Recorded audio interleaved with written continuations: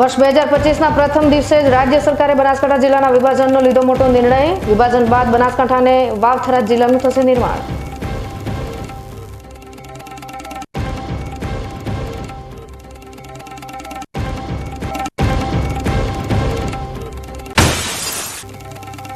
સરકારના બનાસકાંઠા જિલ્લાના વિભાજનના લેવાયેલા નિર્ણયને લઈ જિલ્લામાં ખુશીની સાથે વિરોધના ઉભા થયા સૂર।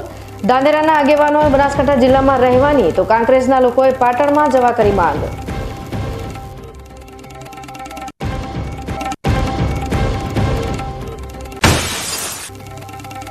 ડીસા તાલુકામાં તસ્કરોનો આતંક યથાવત। કડકડતી ઠંડીનો લાભ ઉઠાવી તસ્કરોએ ખરડોસર ગામના પ્રસિદ્ધ 64 જોગણી માતાના મંદિરમાં કરી ચોરી।